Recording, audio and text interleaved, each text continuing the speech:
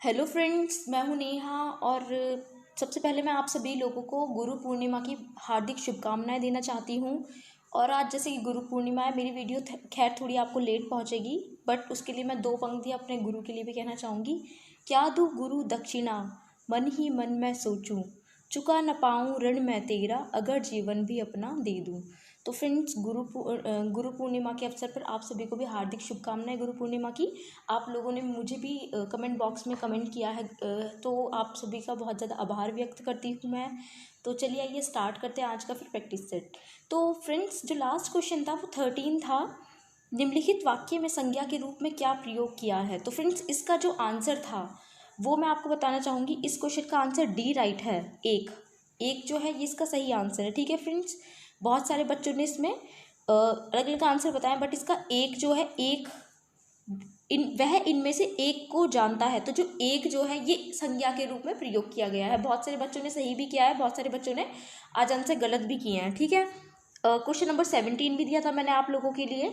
यदि मुड़ना अक्रमक क्रिया है तो इसकी सक्रमक क्रिया क्या होगी। फ्रेंड्स, यदि मुड़ना अक्रमक क्रिया है, मुड़ना इसमें अक्रमक बता दी, इसकी सक्रमक क्या बताई थी। इसकी सक्रमक ऑप्शन हमारा सी था, मोड़ना। मोड़ना जो है इसकी सक्रमक क्रिया थी। तो 17 का हमारा सी राइट होगा। बहुत सारे बच्चों ने ये भी गलत किया और बहुत सारे बच्चों ने सही भी किया है। और अगर मैं बात करूँ क्वेश्चन नंबर 25 की, वो तो भाई बहुत कम बच्चे हैं जिन्होंने बिल्कुल सही किया है आंसर। वैसे अगर मैं बात करूँ, श्वेता रजुआरा, अनिल वर्मा, इनके भी कुछ क्वेश्चन सही है, कुछ गलत है। नीतीश तिवारी, इनके भी सही, कुछ गलत है। और क्या कहते हैं, जितेंद्र पाल, इनका भी आंसर ठीक है 25, बट इनका भी गलत है। उमा सिंह, इनका भी जो है कुछ है मिस्टेक। अब मैं बात करूँ अक्षिता सेठ, इन्होंने भी ठीक किया, बट इनका भी एक आंसर गलत है। बट अगर मैं बात करूँ स्टडी विद दीपक की, इनके तीनों आंसर ठीक थे और इन्होंने 25 का भी बिल्कुल ठीक आंसर किया। तो फ्रेंड्स, आप एक चीज़ देखिए, कारक चिन्ह में कैसे मिस्टेक कर सकते हैं आप। रेखांकित पद का कारक चिन्ह पहचान कर सही विकल्प चुनना था। ठीक है, उसने अपने मित्र को 2 पुस्तकें दी। ठीक है, तो आप ये देखिए, मित्र को आपने सिर्फ कारक चिन्ह देखा को, और क्या कहते हैं निशान टिक कर दिया। कर्ता ने कर्म को, तो आपने सोचा ही नहीं कि यहाँ पे क्या कहते हैं संप्रदान भी हो सकता है। इसका जो सही आंसर है वो कर्म ना होकर संप्रदान होगा, ऑप्शन डी होगा। क्यों होगा, अब आप एक बात देखिए, जो संप्रदान होता है, संप्रदान का अर्थ होता है देना होता है। उसने अपने मित्र को 2 पुस्तकें दी। ठीक है, क्या कर रहा है वो, को का यूज तो हुआ है, कारक चिन्ह का पट क्या देने के लिए हुआ है।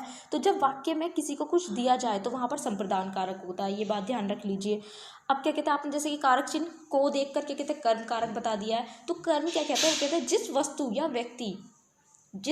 व्यक्ति जिस पर वाक्य में की गई क्रिया का प्रभाव पड़ता है, वह कर्म कारक कहलाता है। ठीक है फ्रेंड्स, ऑप्शन हमारा डी होगा। पता चल गया होगा आपका क्यों है, आपको कि क्यों है संप्रदान। ठीक है, चलिए तो देखते हैं क्वेश्चन नंबर 26। 25 मैंने आपको कल किए थे, आज 26 से आप स्टार्ट करेंगे। और फ्रेंड्स, आप पता नहीं कल में आपने अच्छे से आंसर नहीं किया है, थोड़ा सा आप ध्यान दीजिएगा कि आपके मिस्टेक क्यों हो रही है। थोड़ा सा ध्यान से कीजिए, आप प्रैक्टिस सेट आपके सही आएंगे बिल्कुल।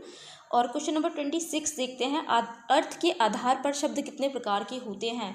क्वेश्चन ईजी है, इसका आंसर आप मुझे करेंगे। वैसे कल आपने क्या कहते हैं थोड़ा सा डिसअपॉइंटिंग किया है मुझे आंसर देने में, तो इसका आंसर आप करेंगे। अर्थ के आधार पर शब्द कितने प्रकार के होते हैं। ए 3, बी 4, सी 5, डी 6। ठीक है, चलिए आप बताएंगे।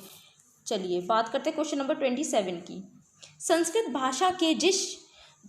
भाषा के शब्द जिनका हिंदी भाषा में प्रयोग करने पर रूप परिवर्तित नहीं होता, वे डैश शब्द कहलाते हैं। तो फ्रेंड्स, आप बताएंगे संस्कृत भाषा के वे शब्द जिनका हिंदी भाषा में प्रयोग करने पर उनके रूप में कोई परिवर्तन नहीं होता, वो क्या कहलाते हैं। ए तत्सम कहलाते हैं, बी सरल कहलाते हैं, सी उद्भव कहलाते हैं, डी कठिन कहलाते हैं। तो जल्दी बताइए, आपके लिए टाइम दिया है मैंने, चलिए बताइए जल्दी से। कर दिया होगा आई होप आपने आंसर। तो फ्रेंड्स, इसका ऑप्शन हमारा 27 का ए राइट होगा, तत्सम। संस्कृत भाषा के वे शब्द जिनका हिंदी में प्रयोग करने पर रूप परिवर्तित नहीं होता, वे तत्सम शब्द कहलाते हैं। चलिए देखते हैं 28। तद्भव शब्द बने हैं। तद्भव शब्द किससे बने हैं। ए हिंदी के मूल शब्दों से, बी विदेशी शब्दों से, सी उर्दू में बदलाव से, डी संस्कृत भाषा में कुछ बदलाव से। तो बताइए जल्दी से, आप लोगों के लिए क्वेश्चन है, आप ही बताएंगे, जल्दी बताइए। चलिए, तद्भव शब्द जो बना है ये हमारा डी ऑप्शन राइट होगा। आपको पता है तद्भव कैसे बने होते हैं, संस्कृत शब्दों में कुछ बदलाव से, है ना फ्रेंड्स। तो ऑप्शन क्या होगा हमारा, डी राइट होगा। ठीक है, चलिए 29 देखते हैं। निम्नलिखित शब्दों में से विदेशी शब्द को पहचानिए। तो विदेशी शब्द बताना है आपको, इनमें से कौन सा है। चलिए, ए निंद्रा है, बी अचरज है, सी अलमारी है, डी चबूतरा है। तो बताइए कौन सा है। तो फ्रेंड्स आप देखिए, निंद्रा, अचरज और चबूतरा कैसे है, हमारे देशी शब्द है। बट अगर हम बात करें अलमारी की, तो अलमारी कैसा है, हमारा पुर्तगाली शब्द है। तो पुर्तगाली, और यहाँ पे विदेशी शब्द पूछा है, तो पुर्तगाली क्या हुआ, विदेशी हुआ ना। तो ऑप्शन सी राइट होगा। ठीक है, चलिए बात करते हैं क्वेश्चन नंबर 30 की। उपसर्ग को कहते हैं, उपसर्ग को क्या कहते हैं बताएंगे आप। ए शब्दांश कहते हैं, बी वाक्यांश कहते हैं, सी शब्द कहते हैं, डी पद कहते हैं। जल्दी बताइए। तो फ्रेंड्स अगर हम बात करें क्वेश्चन नंबर 30 की, तो उपसर्ग को ऑप्शन ए हमारा राइट होगा। क्या कहते हैं, शब्दांश कहते हैं। ठीक है, उपसर्ग उस शब्दांश या अव्यय को कहते हैं जो किसी शब्द के पहले आकर उसके विशेष अर्थ को प्रकट करे। तो समझ गए होंगे आप, क्या होगा यहाँ पर, शब्दांश होगा। फ्रेंड्स मैं आपको एक चीज़ कहना चाहती हूँ, कल के प्रैक्टिस सेट देखकर मुझे थोड़ा सा डिसअपॉइंटिंग जैसा मैं हुई हूँ, तो मैं आपको ये कहना चाहूँगी, मैं सिर्फ आपको क्वेश्चन बताऊँगी, आंसर मैं इतना डिस्क्राइब नहीं करूँगी, क्योंकि 29 जुलाई को है पॉसिबिलिटी ज़्यादा से ज़्यादा आपका एग्जाम होने की। तो आपको खुद पता होना चाहिए आप क्या कर रहे हैं क्या नहीं कर रहे। फ्री सीट ऐसे नहीं ली जाती है जिस तरीके से आप आंसर कर रहे हैं, तो मेहनत कीजिए थोड़ी सी। चलिए क्वेश्चन देखते हैं 31। निम्नलिखित में से अमृत का विलोम क्या होगा। तो बताएंगे आप, अमृत का विलोम क्या होगा बताइए। अमर होगा, बी मार्त्य होगा, सी विश्व होगा, डी विष होगा। तो फ्रेंड्स अमृत का विलोम क्या होगा, जल्दी बताइए। चलिए तो मैं बताऊं, आंसर इसका डी होगा, अमृत। अमृत का क्या विलोम होता है, विष, है ना। अमृत का विलोम विष ही तो होता है, तो ऑप्शन हमारा डी राइट है। क्वेश्चन 32 देखते हैं, अमित शब्द का विलोम। चलिए बताइए क्या है अमित शब्द का विलोम। ए सुमित है, बी कुमित है, सी परिमित है, या डी दुर्मित है। तो जल्दी बताइए अमित शब्द का विलोम क्या है। तो फ्रेंड्स जल्दी आंसर कीजिए। तो अमित शब्द का जो विलोम शब्द होता है वो परिमित होता है, यानी कि ऑप्शन 32 का हमारा सी राइट होगा। ठीक है फ्रेंड्स, चलिए बात करते हैं 33 की। पर्यायवाची शब्द का अर्थ है, तो पर्यायवाची शब्द का क्या अर्थ है बताएंगे आप लोग। ए विलोमवाची है, बी प्रति विलोमवाची है, सी समानाभास है, या डी समानार्थी है। जल्दी बताइए।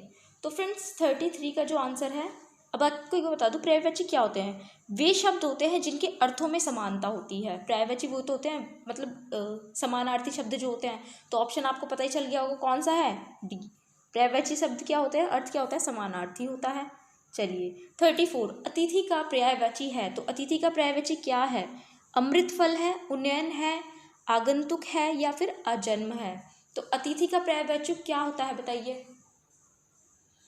चलिए पर्यायवाची जो होता है अतिथि का होता है आगंतुक। तो ऑप्शन हमारा सी राइट है, 34 का सी। और भी इसके पर्यायवाची जैसे कि पाहुना, मेहमान, अभ्यागत, सब किसके हैं, ये अतिथि के ही हैं। ठीक है, चलिए 35 देखिए, पत्र शब्द का अर्थ नहीं होता है। तो पत्र शब्द का क्या अर्थ नहीं होता, पत्ता, पंख, चिट्ठी या लेख। तो फ्रेंड्स पत्ता, पंख, चिट्ठी कैसे हैं, ये किसके अर्थ हैं, ये पत्र के है ना। बट लेख की बात करें तो ये इसका अर्थ नहीं है। तो ऑप्शन कौन सा हमारा राइट होगा, डी होगा। ठीक है, चलिए क्वेश्चन नंबर 36 देखते हैं। अभय उभय शब्द युग्म का सही अर्थ बताना है। तो फ्रेंड्स बताइए जल्दी क्या है। ए निर्भय दोनों है, बी हवा अग्नि है, सी पढ़ना पढ़ाना है, डी दोनों निर्भय हैं। तो बताइए कौन सा ऑप्शन राइट होगा। तो फ्रेंड्स मैं आपको एक बात बता दूं, जो अभय उभय शब्द है इसका जो अर्थ होता है अभय, अभय का अर्थ होता है निर्भय, और उभय का होता है दोनों। तो ऑप्शन हमारा ए राइट होगा। कंफ्यूज नहीं होना है, ऑप्शन जो है यहाँ पर डी में भी यही वर्ड दिया गया है, दोनों निर्भय। पर आप देखिए अभय का मतलब होता है निर्भय, ठीक है, और उभय का अर्थ होता है दोनों। तो ऑप्शन कौन सा है, ए राइट है हमारा। ठीक है, अगर हम बात करें हवा अग्नि की, तो ये क्या होता है, हवा का मतलब होता है अनिल और अग्नि होता है अनल, है ना। तो चलिए बात करते हैं क्वेश्चन नंबर 37 की। सकल शकल का अर्थ क्या होता है। तो आप बताएंगे सकल और शकल का अर्थ क्या होता है। ए कला और कृति होता है, बी सन और संवत होता है, सी संपूर्ण और अंश होता है, डी सबल और निर्बल होता है। तो फ्रेंड्स जल्दी बताइए 37 का आप क्या होगा आंसर। देखिए 37 का हमारा सी होगा, संपूर्ण और अंश। सकल का होता है संपूर्ण, शकल का होता है अंश। तो कौन सा राइट होगा हमारे यहाँ पर, सी होगा। चलिए 38, अल्पाहारी शब्द के लिए उचित वाक्यांश छांटना है। अल्पाहारी शब्द के लिए उचित वाक्यांश आप बताएंगे क्या होता है। जो कंदमूल खाता हो वो होता है अल्पाहारी, या जो फल खाता हो, जो पकवान खाता हो, जो कम खाता हो। तो फ्रेंड्स जो कम खाता है यानी कि कम खाने वाले को अल्पाहारी, अल्प का मतलब होता है कम, हारी आहारी यानी कि खाने वाला, यानी कि अल्पाहारी कम खाने वाला। तो ऑप्शन हमारा डी राइट होगा। ठीक है फ्रेंड्स, चलिए क्वेश्चन नंबर 39 की बात करते हैं। चलिए तो क्वेश्चन देखते हैं नेक्स्ट, संधि कितने प्रकार की होती है। 39 हमारा क्वेश्चन है, संधि कितने प्रकार की होती है। तो फ्रेंड्स 2 प्रकार की होती है, 3 प्रकार की होती है, 4 प्रकार की होती है या 6 प्रकार की होती है। तो फ्रेंड्स जो संधि होती है हमारी वो 3 प्रकार की होती है। कौन कौन सी होती हैं? बहुत ईजी क्वेश्चन है, कमेंट बॉक्स में बताइएगा करके 39 का भी कि संधि कौन कौन सी होती है। ठीक है, 3 तो मैंने आपको बता दिया, आप बताएंगे कौन कौन सी होती है। चलिए बात करते हैं क्वेश्चन नंबर 40 की, समास के पदों को अलग करने को क्या कहा जाता है। तो फ्रेंड्स बताएंगे आप समास के पदों को अलग करने को क्या कहते हैं?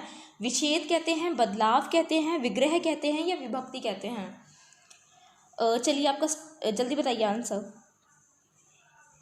आशा करती हूँ बता दिया होगा आपने। चलिए मैं एक चीज़ कन्फ्यूजन दूर करती हूँ आपकी, समास के पदों को अलग करने को। अब एक बात ध्यान रखना, विच्छेद हमेशा संधि का किया जाता है, समास का हमेशा क्या होता है? विग्रह होता है। तो ऑप्शन हमारा सी राइट होगा। समास के पदों को अलग करने के को क्या कहा जाता है? विग्रह। ठीक है, चलिए 41 देखते हैं, कृताकृत का समास है, ये बताना है 41 का कि कृताकृत का क्या समास है। तो बताइए, ए तत्पुरुष समास है, बी अव्ययी भाव समास है, सी कर्मधारय है, डी द्विगु समास है। जल्दी बताइए। चलिए बता दिया होगा आपने, तो मैं बता दूँ इसका ऑप्शन हमारा सी राइट होगा, कृताकृत। कृताकृत में जो समास है वो कर्मधारय समास है। अब आप देखिए, कृताकृत को जब हम इसका विच्छेद करते हैं तो कैसे करते हैं? कृत प्लस अकृत। ठीक है, कृत प्लस अकृत, रा है वो, कृत प्लस अकृत। ठीक है, तो ये हमारा पता चल गया होगा आपको, यहाँ पर कर्मधारय समास है। क्वेश्चन देखते हैं 42, एक ही विधेय हो जिसमें एक ही विधेय हो उसे क्या कहते हैं? मिश्र वाक्य कहते हैं, सरल वाक्य कहते हैं, कर्म पूरक वाक्य कहते हैं या फिर संयुक्त वाक्य कहते हैं। जल्दी बताइए, बहुत इजी आंसर है इसका, क्वेश्चन जो बहुत इजी है, जल्दी बताइए। तो चलिए मैं बताती हूँ, एक ही विधेय हो जिसमें उसे सरल वाक्य कहा जाता है, यानी कि सरल वाक्य में एक ही विधेय होता है। तो ऑप्शन हमारा सी राइट है, सरल वाक्य। क्वेश्चन 43 देखते हैं, अपने हाथ से स्वयं काम करो, वाक्य का शुद्ध रूप क्या होगा। तो फ्रेंड्स इसका शुद्ध रूप बताना है, क्या होगा? अपना काम स्वयं करो, बी अपने से अपना काम करो, सी स्वयं से काम करो, डी हाथ से अपना काम करो। आप सभी देख के समझ गए होंगे कौन सा राइट ऑप्शन है। तो ऑप्शन यहाँ ए राइट बिल्कुल सही है। यहाँ पर अपना काम स्वयं करो, अपने हाथ से स्वयं काम करो का शुद्ध रूप होगा। चलिए एक और देखते हैं 44, निम्नलिखित वाक्यों में से शुद्ध वाक्य का चयन का उत्तर बताना है आपको। ठीक है, तो ये बताना है, नदी के किनारे बहुत पेड़ खड़ा है, ये शुद्ध है या अशुद्ध है? अशुद्ध है, देखकर पता चल रहा है, ये नहीं होगा। बी देखते हैं, छात्र अनुशासन प्रिय होना चाहिए, ये भी गलत है, छात्रों को होना चाहिए फिर, है ना। चलिए सी देखते हैं, युद्ध मनुष्य को अमानवीय बनाता है, तो ये हमें ठीक लग रहा है। डी भी चेक कर लेते हैं, साधनों का विकास करने होंगे, तो यानी कि डी भी गलत है। तो कौन सा सही है? हमारा सी ऑप्शन राइट है, जो इसमें शुद्ध वाक्य है। ठीक है, बाकी तीनों हमारे अशुद्ध थे। 45 देखते हैं, निम्नलिखित में कौन सा वार्णिक छंद है। तो फ्रेंड्स कौन सा वार्णिक छंद है? चलिए मॉड्यूलेट क्वेश्चन है, आप इसका आंसर करेंगे मुझे कि इसमें वार्णिक छंद कौन सा है। 45 का आप करेंगे, आपके लिए हो गया शायद, अभी तक 3 क्वेश्चन हो गए हैं आज भी। एक तो इसमें मैंने आपको ईजी ही दिया है, जिसमें कि आपको सिर्फ शायद संधि के प्रकार वो बताने थे।